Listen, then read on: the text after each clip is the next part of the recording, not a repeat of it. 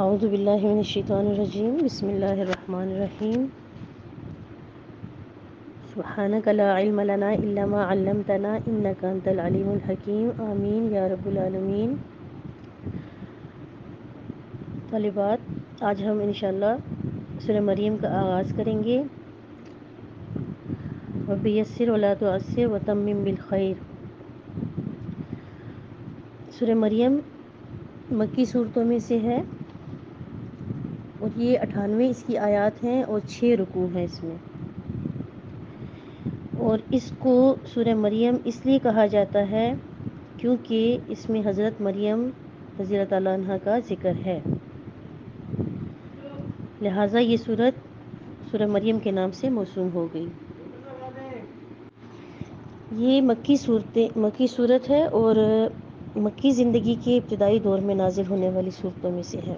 جیسے کہ آپ کو پہلے بتایا گیا تھا کہ مکی صورتیں وہ صورتیں ہوتی ہیں کہ جو کہ ہجرت سے پہلے نازل ہوئی ہوں، چاہے وہ مکہ میں نازل ہوں یا کسی سفر وغیرہ میں کسی اور جگہ پہ نازل ہوئی ہوں یا مدینہ میں نازل ہوئی ہوں۔ ہجرت سے پہلے کی صورتوں کو مکی صورتیں کہا جاتا ہے اور ہجرت کے بعد کی صورتوں کو مدنی صورتیں کہا جاتا ہے۔ تو یہ جو صورت ہے یہ مکی دور کی ابتدائی صورت تھی۔ اس صورت میں 3 مرکزی مضمون بیان ہوئے ہیں۔ مرکزی کا مطلب وہ مضمون جو کہ پورے قرآن پاک میں مرکزی طور پہ نازل ہوتے رہے ہیں۔ وہ 3 مضمون کون سے ہیں؟ سب سے پہلا توحید، جو کہ پورے قرآن پاک میں جگہ جگہ اس کا ہمیں سبق ملتا ہے۔ دوسرا سبق ہے رسالت، دوسرا مضمون ہے رسالت، نبی پاک صلی اللہ علیہ وسلم کی رسالت اور اس کے علاوہ اور بھی انبیاء کا ذکر، اور تیسرا جزائے عمل، یعنی ہم جو بھی دنیا میں کام کرتے ہیں اس کا بدلہ ہمیں آخرت میں ملے گا۔ دنیا میں ہر بندے کو پورا بدلہ نہیں مل پاتا، تو چاہے وہ نیکی کا کام ہے، اگر اس کا بدلہ دنیا میں پورا نہیں ملا تو آخرت میں اس کا بدلہ ملے گا۔ اسی طرح اگر کسی نے کسی پہ ظلم کیا یا برائی کی، اس برائی کا بدلہ بھی اگر اس کو دنیا میں پورا نہ ملا یا ملا ہی نہ، تو اس کے لیے آخرت کا دن ہے جس کو جزائے عمل کا دن کہتے ہیں۔ اور اسی کے ضمن میں بہت سی باتیں آ جاتی ہیں یعنی بہت سے چھوٹے چھوٹے مضمون بھی آ جاتے ہیں۔ جس طرح پچھلی صورت میں اللہ کے اولیاء اور انبیاء کا ذکر تھا سورہ کہف میں، اس طرح اس صورت میں بھی بہت سے اللہ کے نبیوں کا حال بیان کیا گیا ہے۔ حضرت زکریا علیہ السلام کا، حضرت یحییٰ علیہ السلام کا، حضرت مریم اور مسیح علیہ السلام کا، اور آگے جا کے ابراہیم علیہ السلام اور موسیٰ علیہ السلام، ہارون علیہ السلام، اور ان سب کے بارے میں یہ بات ہم دیکھیں گے کہ یہ سارے کے سارے انبیاء اپنی حاجتوں کو، اپنی ضرورتوں کو، اپنی پریشانیوں کو اللہ رب العزت کی بارگاہ میں پیش کرتے تھے، اور وہ اسی کو وحدہ لا شریک اور ہر کام کے کرنے والا سمجھتے تھے۔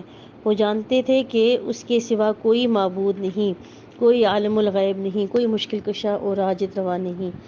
تو یہ تمام انبیاء اللہ کی رحمت کے امیدوار تھے، اور اس کے برخلاف جو ہے جو ان انبیاء کے پیروکار تھے، یعنی جو حضرت عیسیٰ علیہ السلام کے ماننے والے، یا پھر جو ہے جیسے موسیٰ علیہ السلام کی جو ماننے والے ان کے پیروکار، یا پھر ابراہیم علیہ السلام کو ماننے والے مشرکین مکہ جو تھے، یہ سب کے سب کیا ہو گئے؟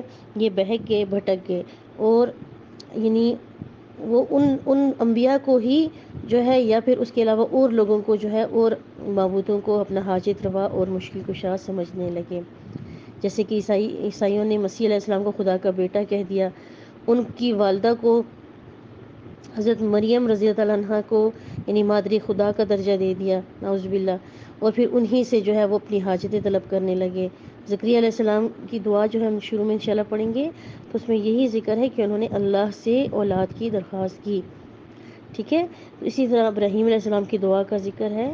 تو ہم نے بھی یہ چیز اپنی زندگی میں لے کر آنی ہے کہ اپنی ہر حاجت کو اللہ کے سامنے رکھنا ہے۔ اسی طرح انبیاء کا ذکر کر کے اللہ تعالیٰ نے نبوت رسالت کے مسئلے کو بھی واضح کر دیا، اور تیسرا جو ہے وہ قیامت کا دن اور جزائے عمل، یہ بھی اس صورت میں انشاءاللہ ہم تفصیل سے پڑھیں گے۔ ایک بات اصولی طور پہ معلوم کر لینی چاہیے کہ قرآن مجید میں 3 قسم کی آیات ایسی ہیں کہ 3 قسم کی آیات ہوتی ہیں قرآن پاک میں۔ پہلی قسم کی آیات ہیں وہ ہیں محکمات۔ اس کا مطلب یہ ہوتا ہے کہ ایسی آیات کے الفاظ بھی معلوم ہیں اور مطلب اور مراد بھی معلوم ہو. ٹھیک ہے، جیسے مثال کے طور پہ ہم سورہ بقرہ کے شروع میں جب پڑھتے ہیں تو الف لام میم کے بعد جب ہم دوسری آیت پڑھتے ہیں تو ذالک الکتاب لا ریب فیہ، کہ یہ کتاب ہے جس میں کوئی شک نہیں. تو یہ الفاظ ایسے ہیں جو الفاظ بھی ہمیں معلوم ہے اور اس کا معنی بھی ہماری سمجھ میں آ رہا ہے. ٹھیک ہے، اور بالکل واضح ہے. ان کو کہتے ہیں محکمات. پھر دوسری قسم کی آیات ہوتی ہے متشابہات. ان کا مطلب یہ ہے کہ ان کے الفاظ کا معنی تو معلوم ہوتا ہے لیکن ان کی حقیقت جو ہے وہ پوشیدہ ہوتی ہے. جو ان کے معنی کی جو حقیقت ہوتی ہے، جو حکمت ہوتی ہے، وہ پوشیدہ ہوتی ہے. مثلا آیت کریمہ ہے الرحمن علی العرش استوى، کہ رحمان عرش اور یعنی یہاں پہ دیکھیں الرحمن جو ہے وہ کہاں پر ہے؟ عرش پر ہے. اب یہاں پہ دیکھیں رحمان کے معنی بھی ہمیں معلوم ہے، عرش کے معنی بھی معلوم ہے اور استوا کے معنی بھی معلوم ہے، لیکن اس کی حقیقت انسانی ذہن میں نہیں آ سکتی.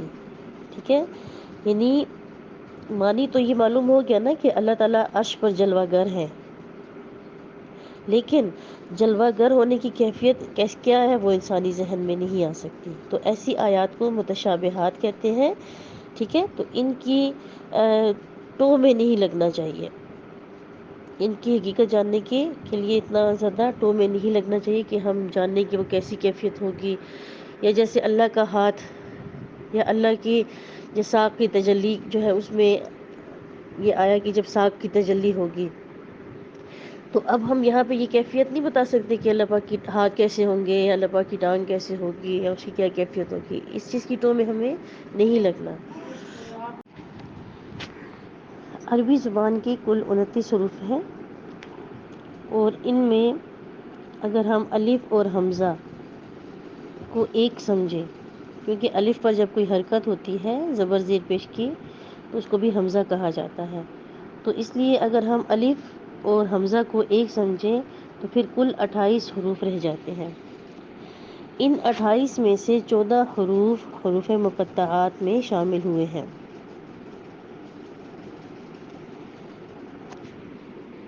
اب ان کا علم جو ہے وہ اللہ تعالیٰ کے پاس ہے، یا اللہ تعالیٰ نے اپنے پیارے حبیب حضرت محمد مصطفیٰ صلی اللہ علیہ وسلم کو عطا فرمایا، اور اپنے اولیاء میں سے جس کو چاہا اس کی یعنی کشفی طور پر اس کو عطا فرما دیا. چنانچہ امام ربانی حضرت مجدد الف ثانی رحمۃ اللہ علیہ اپنے مکتوب میں لکھتے ہیں کہ اللہ تعالیٰ نے مجھے حروف مقطعات کا علم عطا فرمایا، اور جب یہ علم مجھے عطا کیا جا رہا تھا تو پورے شہر پر فرشتوں کا پہرا تھا کہ شیطان اس شہر میں داخل نہ ہو سکے. یعنی اتنی حفاظت کے ساتھ ان کو حروف مقطعات کا علم دیا گیا. اسی طرح حضرت امام شاہ ولی اللہ دہلوی رحمۃ اللہ علیہ نے اپنی کتب الفوز الکبیر، خیر الکثیر اور حوامے میں حروف مقطعات پر بحث کی ہے، اور فرماتے ہیں کہ اللہ تعالیٰ نے مجھے کشفی طور پر یہ فہم دیا کہ جس صورت کی ابتدا میں یہ حروف آتے ہیں اس صورت کا خلاصہ اور عنوان انہی حروف کے اندر جو ہے وہ ذکر کیا ہوتا ہے.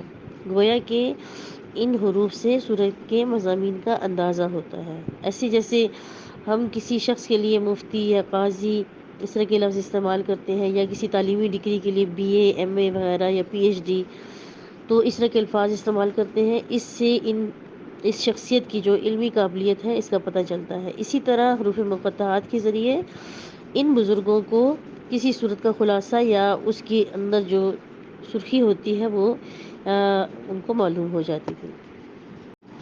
اب جیسے کہ آپ کو بتایا گیا کہ حروف مقطعات جو ہے وہ 28 حروف تہجی کو اگر ہم لے لیں تو اس میں سے 14 حروف مقطعات ہیں. اگر ہم ان کی تھوڑی سی تفصیل سمجھ لیں تو ہمیں معلوم ہو جائے گا کہ کون کون سے حروف جو ہیں وہ حروف مقطعات ہیں.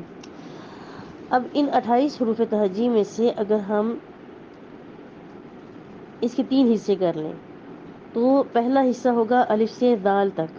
ٹھیک ہے، دوسرا حصہ ہوگا یعنی اس الف سے دال تک 9 حروف بنتے ہیں. اس طرح اس کے بعد درمیانی جو 10 حروف ہیں الف سے غین تک، لام سے غین تک، ٹھیک ہے، اور پھر اس کے بعد آخر میں پھر فا سے یا تک 9 حروف ہیں. تو یہ کل جو ہے یہ 28 حروف تہجی بن جاتے ہیں. ٹھیک ہے، اس کو اچھی طرح سے سمجھ لیں. پہلے ان کے 3 حصے کیے گئے، الف سے دال تک 9 حروف. پہلا حصہ جو ہے وہ پہلے 9 حروف کا ہے، اور آخری حصہ بھی جو ہے وہ 9 حروف کا ہے، اور درمیانی حصہ جو ہے وہ درمیان کے 10 حروف کا ہے. ٹھیک ہے، پہلے 9 حروف کون سے ہیں؟ الف سے دال تک.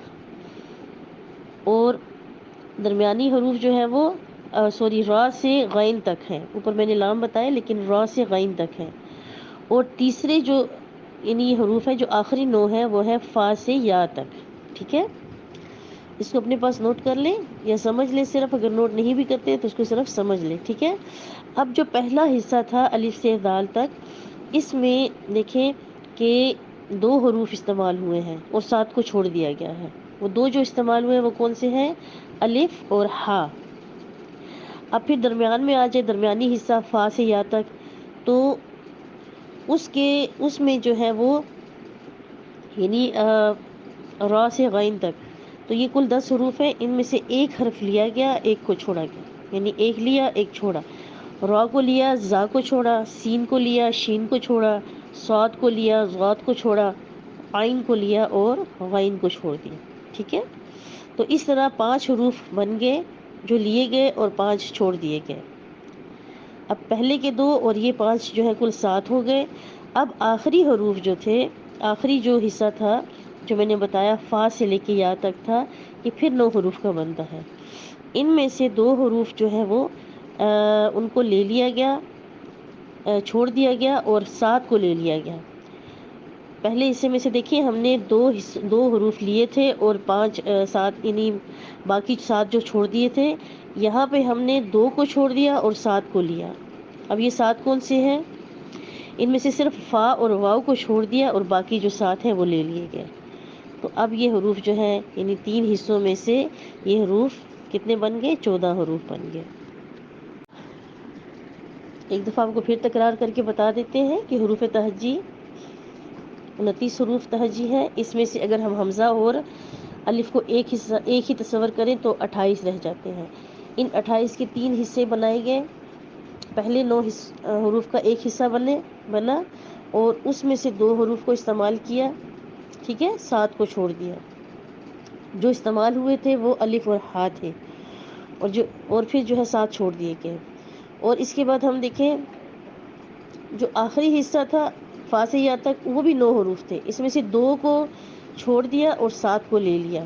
یعنی فا اور واو چھوڑ دیے اور باقی لے لیے. اور پھر جو درمیان کا حصہ رہ گیا تھا یہ 10 حروف تھے را سے غین تک. تو اب ان 10 میں سے ایک لیں ایک چھوڑ دیں تو یہ 5 حروف بن جاتے ہیں. 5 اور 9 جو ہے وہ کیا ہو گئے؟ 14 ہو گئے. کیونکہ 14 حروف بنتے ہیں جو حروف مقطعات کے طور پہ استعمال ہوئے. اب یہ سوال پیدا ہوتا ہے کہ یہ 14 حروف مقطعات کیوں بنے؟ تو اس کا جواب انشاءاللہ اگلی آڈیو میں دیتی ہوں. اچھا، یہ سوال جو تھا کہ یہ 14 حروف کیوں استعمال ہوئے، تو ایک جواب جو ہے علماء نے اس کا یہ بیان فرمایا ہے کہ یہ 14 حروف مقطعات پوری انسانیت کو لاجواب کرنے کے لیے ہیں. کہ اللہ تعالیٰ نے فرمایا کہ دیکھو یعنی اہل عرب کہ جو زبان تم بولتے ہو سمجھتے ہو انہی میں سے اللہ تعالیٰ نے جو ہے ان حروف کو اتارا. آدھے حروف یعنی 14 اللہ تعالیٰ نے استعمال کر دی اپنے قرآن پاک میں، باقی جو ہے تم لوگوں کے لیے چھوڑ دیے. تو تم باقی حروف 14 حروف میں سے اس کے مقابلے کا کوئی ایک، پہلے تو کہا کہ ایک کلام ایک صورت لے کر آؤ، یا کوئی کلام کوئی ایک آیت لے کر آؤ. ٹھیک ہے، کوئی ایک حرف ہی بنا دو. تو یہ سارا کھلا چیلنج جو ہے ان کو کافروں کو دیا گیا کہ اس طرح کا ایک کلام بنا کر لے کر آئے. لیکن کیا ہوا کہ آج تک اتنی صدیاں گزرنے کے بعد اب بھی اس دور میں بھی اور اب بھی کافر جو ہے اس چیلنج کو یعنی اس کا مقابلہ کرنے کے لیے بہت کوشش کرتے ہیں، لیکن اس مقصد میں کامیاب نہیں ہو سکے. 14 حروف مقطعات ہیں، ان کی ترتیب کیا ہے، ان کو کیسے لیا گیا ہے. ٹھیک ہے، اور ان حروف مقطعات کو یاد کرنا اور ان کو حفظاً یاد کر لینا اور ان کو پڑھنا تلاوت کرنا باعث ثواب اور اجر ہے. اور اس کی حکمتوں کو کوئی نہیں سمجھ سکا. 1400 سال سے لے کے اب تک یعنی 1400 سال گزر چکے ہیں، تو قرآن پاک کا جو یہ دعویٰ ہے کہ کوئی ایک اس جیسا ایک حرف بھی لا کر دکھائے، تو یہ دعویٰ جو ہے آج بھی اپنی جگہ موجود ہے۔ اور کہا گیا ہے کہ اگر تم اس کلام جیسا یا اس سورت قرآن پاک میں جو کوئی صورت ہے، کوئی ایک صورت اس جیسی یا کوئی ایک آیت یا کوئی ایک حرف ایسا بنا کر دکھاؤ۔ اب دیکھیں کہ وہ کفار جو اہل عرب بھی تھے، زبان کے ماہر بھی تھے اور مخالفت میں یعنی بڑھ چڑھ کر جو ہے وہ آگے تھے، تو یعنی اسلام کی مخالفت میں خود بھی قتل ہو گئے اور اپنی اولادوں کو بھی قتل کروا دیا۔ تو اگر وہ اس چیلنج کو قبول کر سکتے تو کیوں نہ قبول کرتے، وہ فوراً جواب دیتے کہ ہاں ہم بنا کر دکھاتے ہیں، مگر آج تک اس کو کوئی قبول نہ کر سکا۔ آج تک دنیا میں لوگ اس چیز پہ لگے ہوئے ہیں، لیکن کوئی اس کا جواب نہیں دے سکا کہ واقعی یہ قرآن مجید کا ایسا دعویٰ ہے جو آج تک جو ہے اس دعوے کو کوئی چیلنج نہیں کر سکا اور نہ ہی آئندہ کر سکے گا۔ قرآن پاک میں ہم دیکھیں تو حروف مقطعات بعض صورتوں کے شروع میں آتے ہیں، تو کبھی ایک حرف آتا ہے جیسے نون، اور اسی طرح کبھی کبھار 2 حرف آ جاتے ہیں، کبھی 3 حرف جو ہیں حروف مقطعات کے آ جاتے ہیں، اور کبھی 4 اور کبھی 5۔ تو یہ جو ہے یہ اس کی حکمت اللہ ہی جانتے ہیں۔ مثال کے طور پہ جیسے الف لام میم ہے تو یہ 3 حروف ہیں۔ بعض علماء فرماتے ہیں کہ الف سے مراد اللہ، میم سے مراد محمد اور لام سے مراد جبرائیل علیہ السلام ہے، اور یعنی اللہ اور نبی کے درمیان جو واسطہ بنے، یعنی اللہ کا کلام نبی علیہ السلام تک پہنچانے کا جو ذریعہ بنے، تو ان تینوں کو ان کے حروف کو جمع کر کے یہ حرف بنایا گیا الف لام میم، ٹھیک ہے۔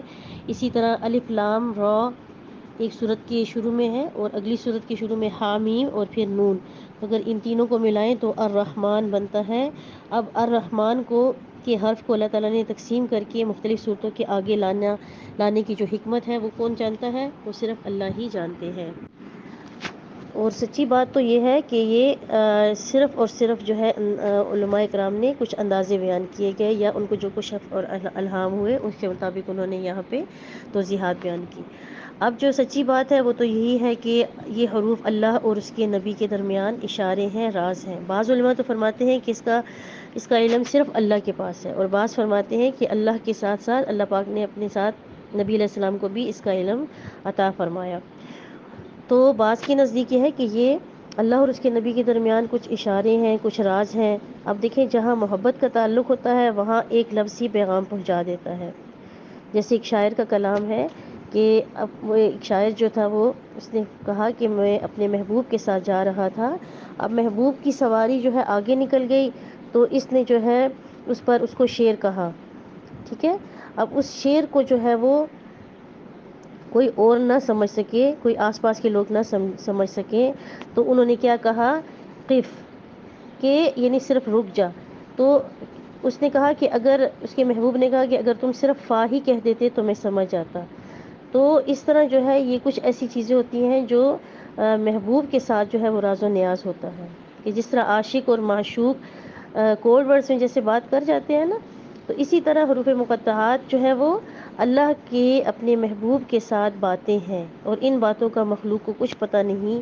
البتہ اتنی بات ہے کہ کچھ جیسے آپ کو بتا دیا کہ کچھ علماء نے جو توضیحات بیان کی یا کچھ اندازے بیان جو ہے ان کا تھا، اندازے بیان کیے، تو وہ جو ہے وہ ہمارے سامنے مختلف کتابوں میں موجود ہوتے ہیں۔ اس کے تحت یہی ہے کہ جیسے جس حرف میں الف کا کے شروع میں جو ہے حروف مقطعات میں الف آ جائے تو اس صورت میں قرآن مجید کا تذکرہ ضرور ہوتا ہے۔ جن صورتوں کے شروع میں طا کا ذکر آتا ہے، طا، تو موسیٰ علیہ السلام اور ان کے اژدہے کا ذکر ضرور ہوتا ہے، کیونکہ ہم غور کریں نا تو اژدہا جب بیٹھا ہوتا ہے تو طا کی شکل میں ہوتا ہے، جو عربی حروف ہجا کا لفظ طا ہے، ٹھیک ہے، جس کو ہم اردو میں طویں کہتے ہیں۔ اور اسی طرح جس صورت میں نون کا ذکر ہوا وہاں پہ قلم کا ذکر ہوتا ہے، کیونکہ نون کا جو حرف ہے وہ دوات کی شکل کی طرح ہے، جب دوات نظر آتی ہے ایسے ہی نون لکھا جاتا ہے۔ تو یہ ساری جو چیزیں ہیں یہ ایک اندازے ہیں، ٹھیک ہے، تاکہ ہم جو ہے تھوڑا سا ہمیں صورتوں کے خلاصے معلوم ہو سکے۔ تو بہرحال اس پہ ہمارا ایمان لانا، ہم نے اس پہ ایمان لانا ہے، ہمارا کیا کام ہے، ہم اس پہ ایمان لے کر آئیں گے۔ اور اس کی حکمتوں کو، اس کے رازوں کو جاننے کی کوشش نہیں کریں گے۔ جتنی ہمیں علماء نے بتا دی یا جتنی جو بات ہمارے سامنے رکھ دی گئی وہی ہمارے لیے کافی ہے کہ یہ اس کے معنی اور مطلب جو ہے وہ اللہ ہی بہتر جانتے ہیں۔